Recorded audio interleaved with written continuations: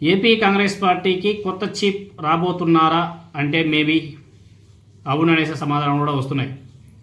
ప్రస్తుతం అధ్యక్షురాలుగా ఉన్నటువంటి వైఎస్ షర్మిల తీరుతో కేడర్ అంతా కూడా అసంతృప్తిగా ఉన్నారంట.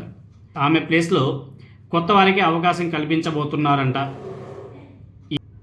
అయితే ఏపీ కాంగ్రెస్ పార్టీ చీఫ్గా మరోసారి మహిళకే అవకాశం కల్పిస్తారనేసి కూడా అంటున్నారు.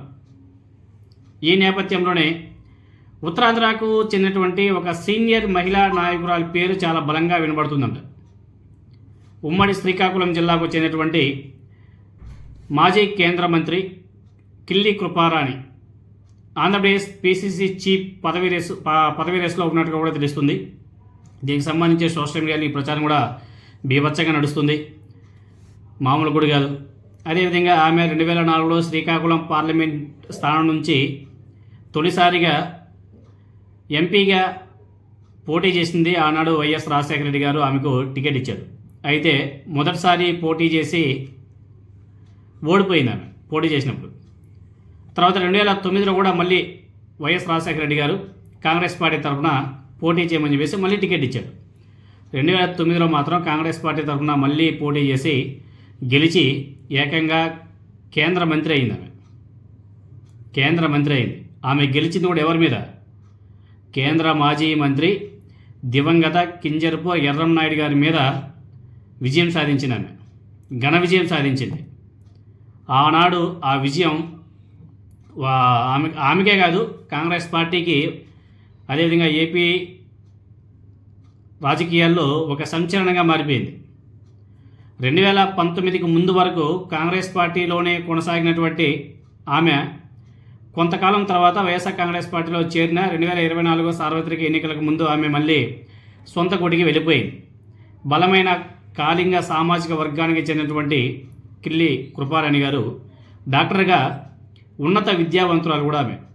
అదేవిధంగా బీసీలో కాంగ్రెస్ పార్టీకి బలమైన నాయకురాలుగా పేరొందినటువంటి ఆమెకు పీసీసీ అధ్యక్ష బాధ్యతలు అప్పగిస్తాయి.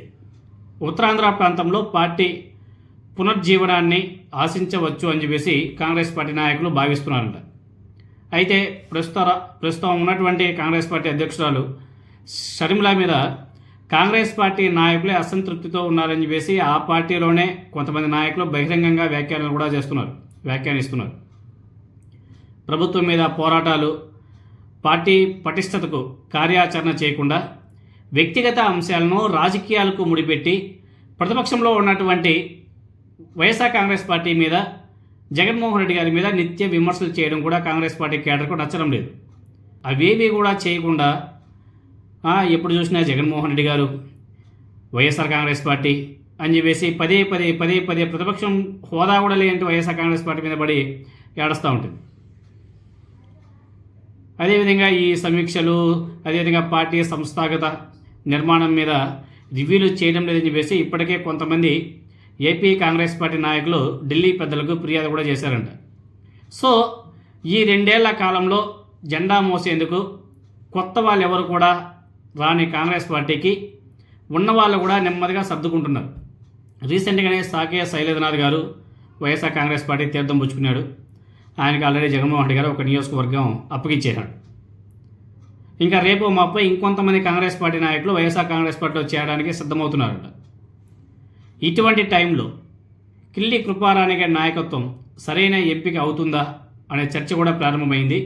మొత్తానికైతే షర్మిలనైతే తీసి పక్కన పెడుతున్నారు అనే వార్తను చూసి వైఎస్ఆర్ కాంగ్రెస్ పార్టీ నాయకులు మాత్రం, కార్యకర్తలు మాత్రం ఫుల్ ఎంజాయ్ చేస్తున్నారు, మామూలు గుడిగా.